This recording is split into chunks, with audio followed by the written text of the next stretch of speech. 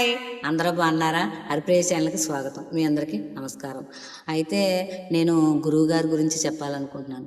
మొన్న గురు ప్రార్థనలో అంత బాగా చెప్పనేలేకపోయాను, ఎందుకంటే టైం సరిపోదు. గురువుగారి గురించి ఇంత అనేసి మనం చెప్పలేం, ఎందుకంటే ఆయన వాత్సల్యం అలాంటిది. దేవుడు వేరే కాదు, గురువు వేరే కాదు. ఎందుకంటే తల్లిదండ్రులకైనా మన మీద రక్త సంబంధం ఉంటుంది, కానీ గురువుగారికి మన మీద ఏ సంబంధం ఉందని మన మీద అంత వాత్సల్యం ఇస్తారు? ఆయన వాత్సల్యాన్ని వెలకట్టలేంది.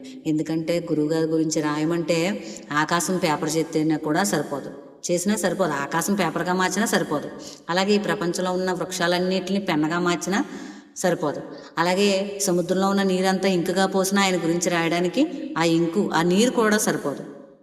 అలాంటప్పుడు గురు కృప కటాక్ష వీక్షణాలు ఎంత అని మనం చెప్పనలవి కాదు. ఆయన అజ్ఞానాన్ని నశింపచేసే విజ్ఞానాన్ని వెలుగు మన మీద వర్షింపజేసే జ్ఞానప్రదాత. ఆయనకి మనం ఏమిచ్చి రుణం తీర్చుకోగలదు? ఆయన ఇహపరాల వాంఛలు నశింపజేస్తారు. ఆయన ఏ రకంగా ఉన్నారో అంతకు మించి మనల్ని వృద్ధి చేసి మనల్ని కూడా ఒక గురువుగా మార్చుతారు. మనల్ని గురువులుగా మార్చడమే గురువుల యొక్క నైపుణ్యత. అలాంటి గురువుగారికి మనం ఏమిచ్చి రుణం తీర్చుకోలేం. ఆయన వాత్సల్యం అంత గొప్పది. ఈశ్వరుడు గురువు గారు ఒకేసారి వస్తే మనం ముందుగా గురువుగారికి నమస్కరించాలి. ఇలాగా గురువుగారికి నమస్కరించాలని ఎందరో పెద్దలు చెప్పారు.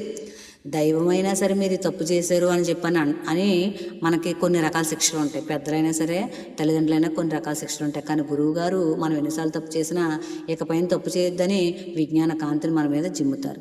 అలాంటి గురువుకి మనం ఏమి ఇవ్వగలం? నమస్కరించడం తప్ప.